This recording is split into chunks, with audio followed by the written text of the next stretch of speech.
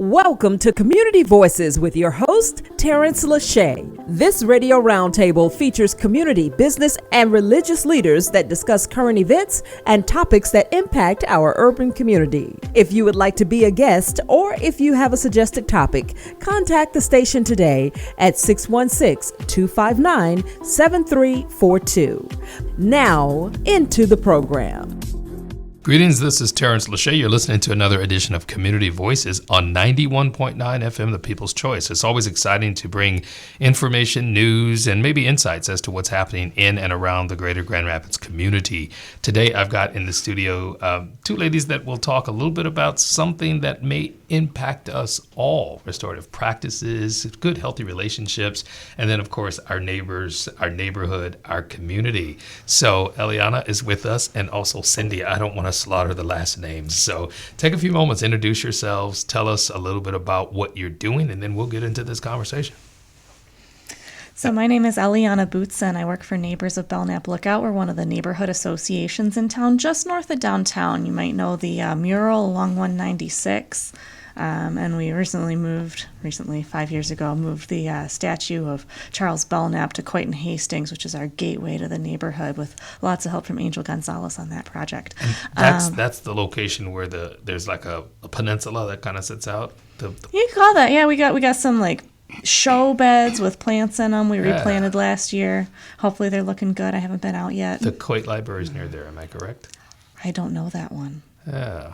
Okay. I know there's a small library within Quake School. So as a neighborhood association, we've always been concerned with crime and with housing, and when we started 40 years ago, and that continues to today. And the housing piece looks a little different because back then it was blight, and now it's the cost of housing and how do we get housing that people can afford. There's some redevelopment taking place in that community as well. Very true, very true. We've been living through a lot of that the last several years. A couple of restaurants and breweries and things like that going in. Very slowly. A couple of coffee shops made it into the neighborhood proper. There's a lot down in Monroe North, some good nightlife. But it's fairly separate from the neighborhood. We're actually taking part in a project with Downtown Development Authority. They've contracted the Smith Group to redesign how to get down Belknap Hill into that area and down towards the river. Great. Well, I'm interested in our conversation proceeding, talking more and more about that. Restorative practices is the focus. Yeah, absolutely. Yeah, no, I think one of the great examples of that is when we were working with Grand Valley State University. They bought 5 blocks in the neighborhood, and we were saying, whoa, we're really worried about this. What does that mean? Yeah, no, exactly. Well, and so we're in a place where we have a 3-way memorandum of understanding with the university, with the city. The mixed income housing we requested is finally going in on that first block. Like, it's under construction. They should be done by fall. This is fantastic. This partnership is bearing fruit. How do we maybe even have those kinds of beginning conversations go better? How do we keep reaching conclusions that are going to help people on both sides of a conflict? Right. And so that's why we're really delighted to be hosting these restorative practices trainings with curriculum and training from the Dispute Resolution Center of West Michigan. And that's where Cindy comes in. Yeah. So Cindy, talk to us a little bit about what you do and how you are connected with this community, and what does this mean for the greater Grand Rapids area? Sure. Well, thank you. Thank you for having us. Happy to be here today. So Cindy Garwood, I'm the Restorative Practices Program Manager with the Dispute Resolution Center, and I grew up in Grand Rapids, but have been living in the North Country, northern Michigan, for a good part of 35 years, and have been back down here for the last 2. Okay. And I've been focused on, as a social worker, restorative practices work for about the past 10 years. And so working for and partnering with the center and working with our training team. Chris Gilman is our director at the center, and Tina Marua. And so then partnering with Nobles here to offer some training in the community. And what's the other part of your question? Well, just wanted to know how the restorative practices sessions, workshops, the curriculum, how it impacts a community such as Belknap, and then what does that mean for the big city? So we're going to do like a big picture conversation, then narrow it into something that's coming up. There's an important date that you'd like to share with us, and then even, like I said, the nuts and bolts of how it impacts our listening audience is far-reaching the greater Kent County area, and there's some diversity in the people who listen to the station. So you get an opportunity to do a nice pitch as to what you do and how it impacts the world. Sure. Well, I would tell you, it's really restorative practices. The focus really is relationship building and building connection between individuals and groups. And through community building activities, those specifics we'll get into more in a bit, as you said, you build trust and relationship. Find ways, therefore, to work things out with one another, because with that baseline of relationship, from there, when we run into issues with one another, we've got a better place to start from. And so a lot of the training has to do with communication skills, maybe changing our language a little bit, doing some look at how do we interact and relate with others, and if we want to make some shifts with that. Also, I think a main thing for the Dispute Resolution Center, and we're thinking about restorative practices and restorative justice, is in our society, most of us are very familiar with the retributive approach to when harm is done. What do they and pay so, for that? Right. Yeah. So the questions are, what rule, what law was broken, who did it, and what is the punishment? We're all quite familiar with that. And the restorative approach asks a completely different set of questions. Who was harmed, whether it's an individual or a community? Who was harmed? What do they need? And where is the accountability?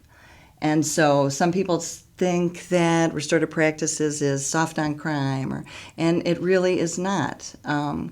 It is about responsibility and accountability, but it's involving all of the stakeholders, meaning those who were harmed, those who caused the harm, those who are impacted by the broader outcome. Community, and bringing people in. How are we going to repair the harm?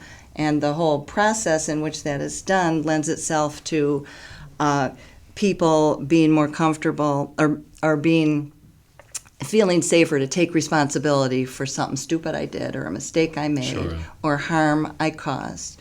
And so, as you said, there's the specific processes involved. Sure. You mentioned justice, and I think that right now that is a topic of interest for our entire city, community, and world, that justice is something that's relative, I think, in the minds of some people. For some reason, we have disparities in certain communities. There is, of course, the population disparities from police relationships to just simply neighborly interactions.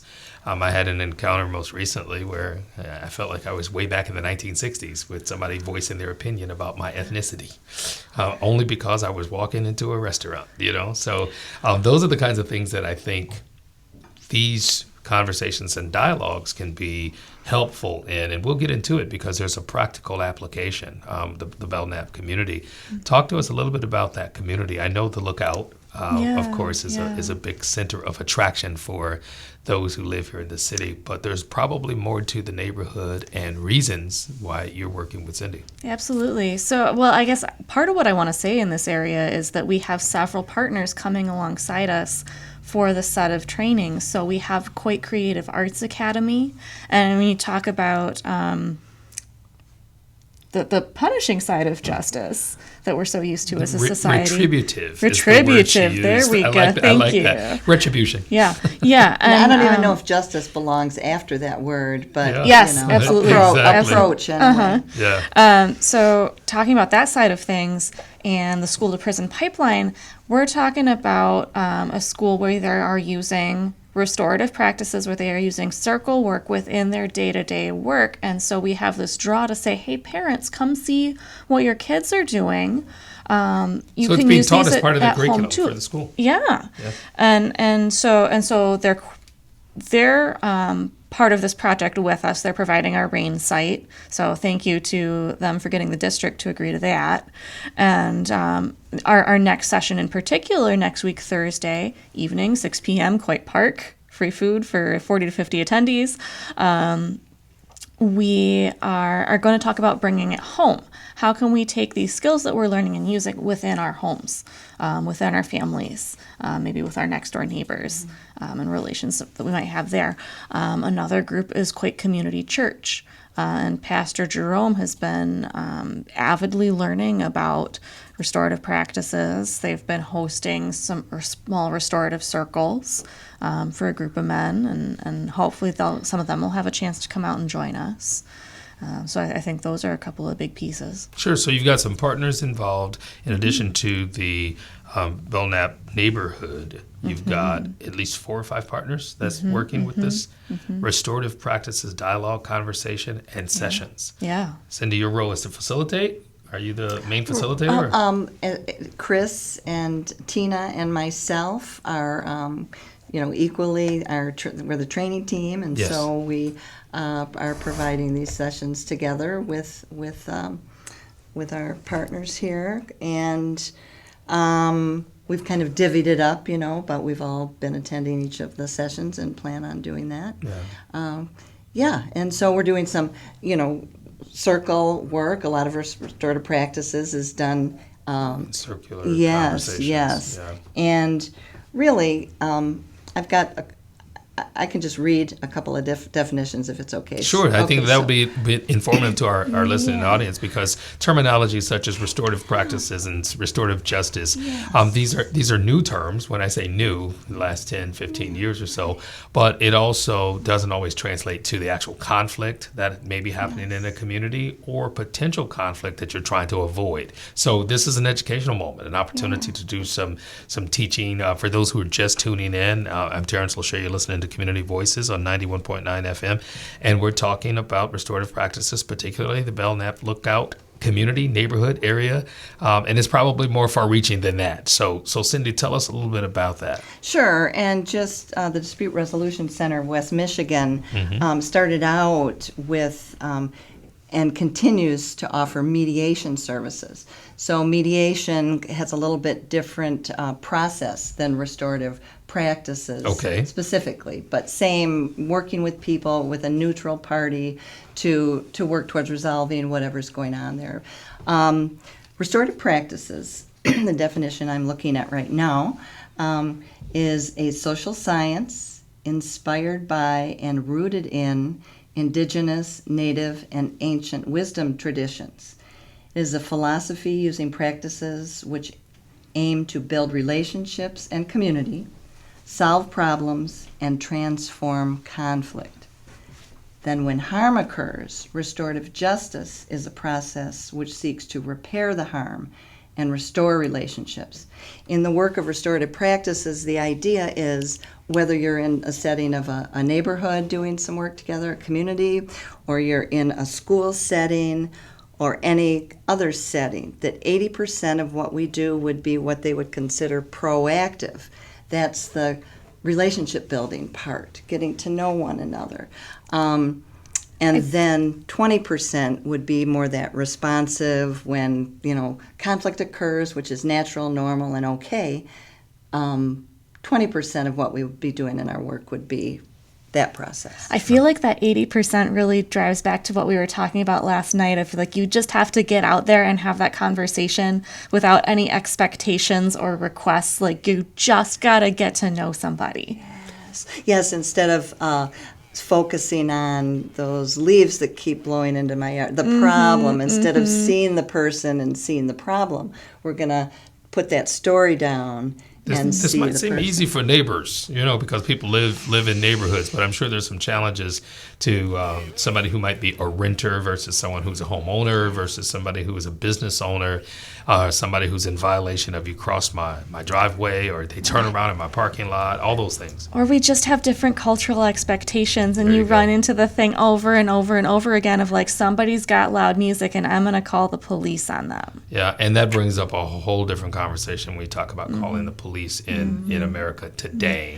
That's good for some, not so good for others. It has just been, And this might be a good segue to the center was asked to partner and come back again for a second police academy cadet program training. Okay, and Yes, this is to talk to the cadets, and so about restorative justice and restorative it's practices. training with those cadets who are also they're in the police academy, and they this is an 11-session part of their training curriculum, and Great. so I believe that Grand Valley's Police Academy is the only police academy in Michigan who is offering this type of thing to their cadets. And so we've had 2 of our 11 sessions now at Grand Valley, and there's 30 cadets and, a thoughtful group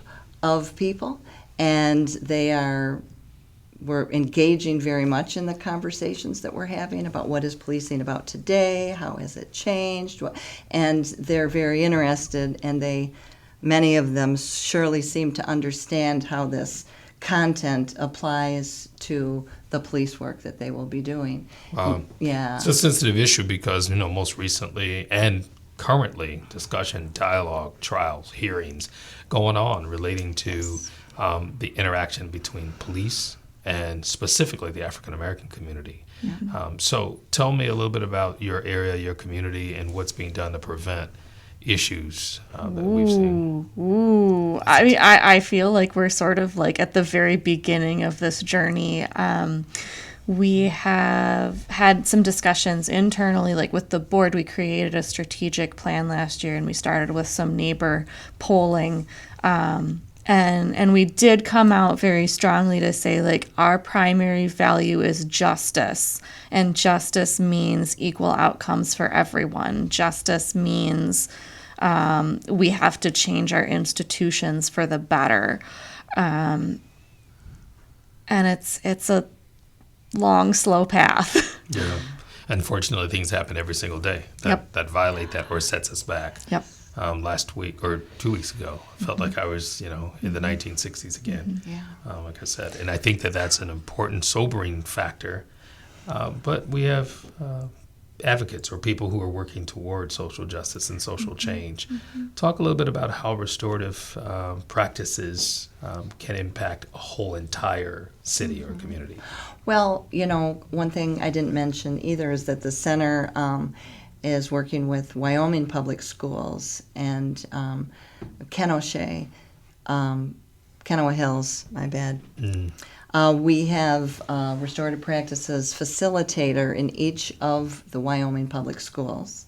And the work, and so I guess this kind of speaks to a little bit of what you're saying, and I can add more, but within the school, doing that community building work in the classrooms, and we're in the process of training staff and making sure those trainings are offered regularly so that we can train and support in this work.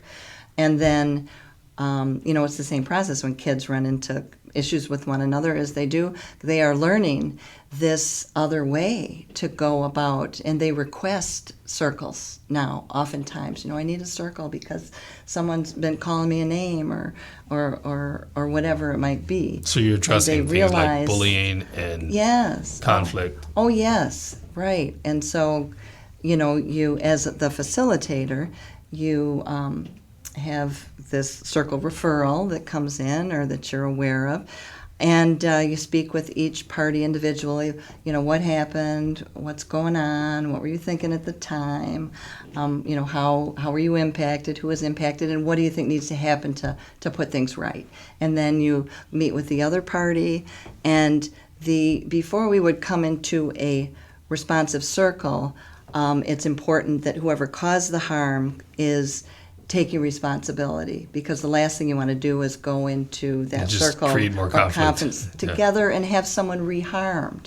And so that pre-conference, so to speak, or pre-circle work is so important with the 2 or however many parties there are who are then going to come together with this process of answering those questions, I'm going to hear how what I did impacted you, and maybe not only you, but your family. And then, and when they come, there's some circle guidelines that are shared, and thumbs up that they're willing to go by those, and that tend to, we're going to listen and talk one at a time, and be respectful and things like that. And so it's a safer, emotionally safer space to take responsibility for what I did, and then empower me to maybe be able to do something to make it better. And then what are we going to do going forward so it doesn't happen again, and have that discussion. Sure. You've kind of taken us through just the step-by-step of what could happen if people embrace the idea of restorative practices. And what you're talking about, Elianna, is a community that's now embarking upon these dialogues and conversations intentionally to probably avoid conflict in the future, because there's development, there's changes, there's all kinds of evolution that's taking place in our communities. How has this helped specifically so far? How many sessions have you guys? We've only had 2 of the sessions so far, so we're going to continue. We've got 4 more every Thursday through June 2nd. And that's located again at Quake Park. Quake Park. If it's raining, and we'll decide a week ahead. If the forecast shows it's going to rain, we'll use the rain site at Quake School. And so I do also need to throw in, this would not be possible without using our community development block grant dollars from the Community Development Department of the City of Grand Rapids, Neighborhood Match Fund providing money for food, and the Office of Special Events donating the park. From the city as well. From the city as well. Sure. And then, of course, the Grand Rapids Public Schools for the school building. Great. And then the partners, of course. And the partners, yes. We couldn't do this without our partners. Everybody's trying to reach out and get some more different pieces of the community there to learn these skills and be part of these conversations. Currently, with those partners and the representation that you've seen, is there a pretty diverse group of people, ethnically diverse? We had a pretty mixed group for dinner, but the kids didn't stick around, so it's still looking pretty white. The wheels are just getting rolling on this. At the same time, too, I think one of the feelings that I had early on in the planning process was these are the skills some of us need as white people to move into some better spaces and have more in-depth. Well, I'm glad you said that. That's what I was going to say. Oftentimes, when there's something that's out there preventative, there's something that says, "Hey, this could make us be able to live together," people aren't as responsive. But as soon as a conflict occurs, now we got to jump up and everybody's running to some type of response. So I commend you for the effort there. You're starting with children, you're starting with young people, you're starting with families, and it should grow throughout the community. Hopefully it's before something negative happens. Yes.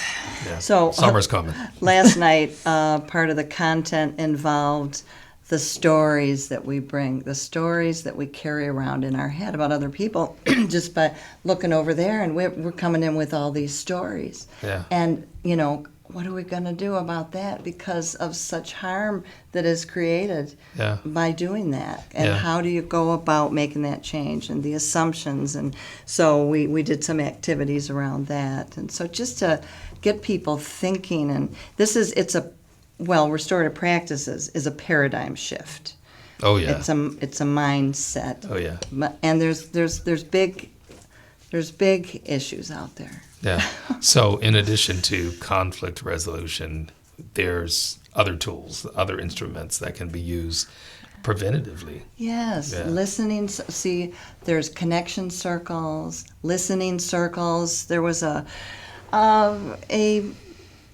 issue that a church was having that was a hot topic, right? A lot of emotion around it, and they called to see if we could bring a team of facilitators in, because they wanted to have listening circles of about 8 to 10 people in their congregation around this issue.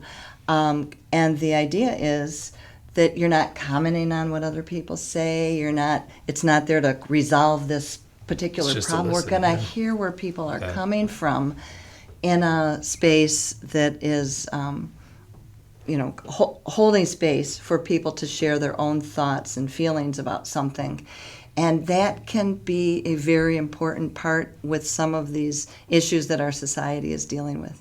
Some listening to one another and agreeing to to do that Yeah, I think that in a makes a big deeper difference. way. That makes a big difference because we've been reactionary. Like I said, I commend the Belknap area for neighborhood organizations that are partnering to do that. It may spread throughout the city. You know, that we can only hope that. We've only got a few more minutes left. Perhaps both of you can recap what your passion is behind this. Share any dates or contact information, Elianna, that might be. Absolutely, I'd be glad to start there. So let's see if I can remember all of the dates in May. So the next one would be the 12th, Thursday the 12th, Thursday the 19th, Thursday the 26th, and then into June, Thursday the 2nd, 6 o'clock. So every Thursday up to Every June. Thursday up to beginning of June. Default location, Quake Park. If it says it's going to rain about a week ahead of time, we'll be at Quake School.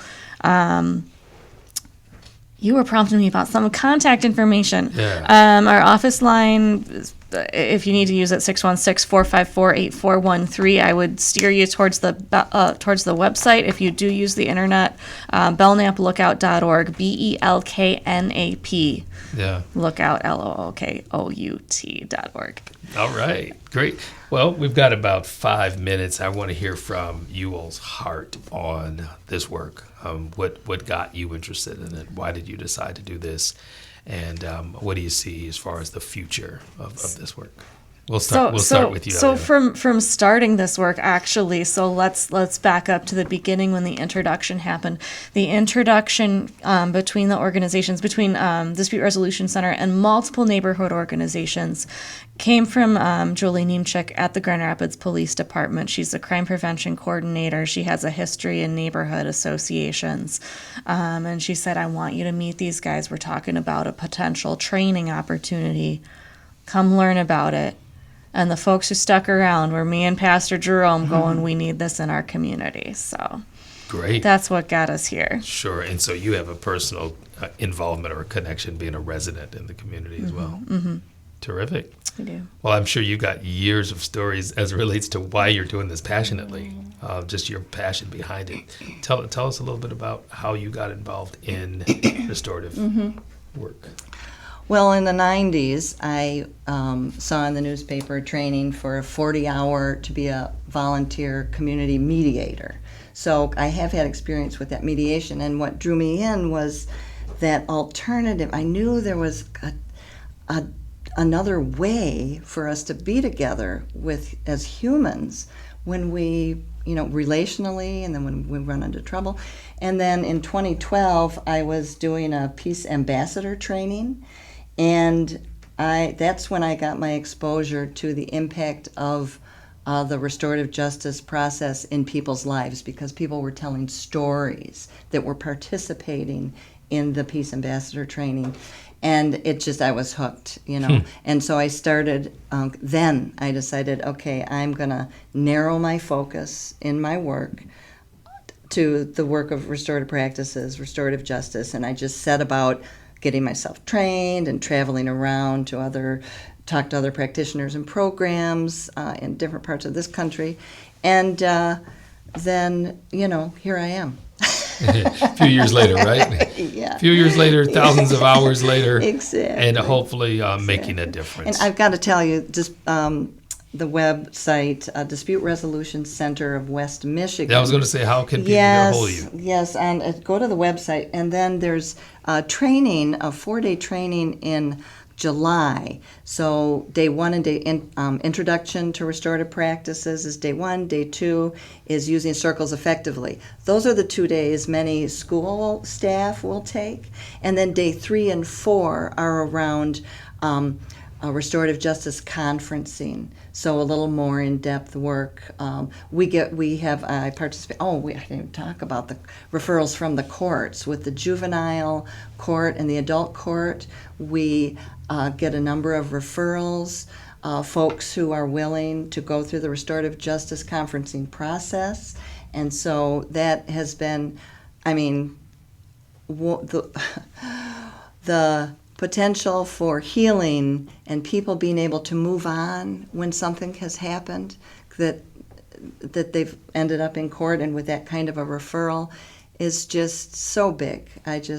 Sure. It's so for more people to have that opportunity is what I hope for. Yeah. Great. Well, Cindy, thank you so much for sharing that. And Elianna, thank you for exposing us to what's happening on the Belknap side of the city. And hopefully it's going to be spreading throughout just the restorative practices, the restorative justice conversations, the circles. I'm going to do some more research myself and check things out. But again, mention that date and the website for people do they need to register? They do not need to register. Just show up and join us. We only have a limited amount of food, so it's going to go to the first set of attendees. The first 50 folks, right? Yeah.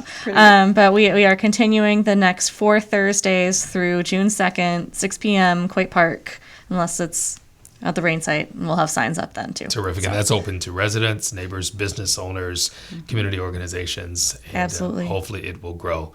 Well, thank you both for being here and taking the time to talk about this. Community Voices is designed just for that, just to bring information to the community and let people know what's happening in and around the greater Grand Rapids area. You've been listening to Community Voices with Tarence Lauchie on 91.9 FM, The People's Choice. Thanks for tuning in. Thanks, Terence. You've been listening to Community Voices with your host, Tarence Lauchie. Community Voices can be heard every Friday at 12 noon. This radio roundtable features community, business, and religious leaders that discuss current events and topics that impact our urban community. If you would like to be a guest, or if you have a suggested topic, contact the station today at 616-259-7342. Until next week, let your voice be heard in the community.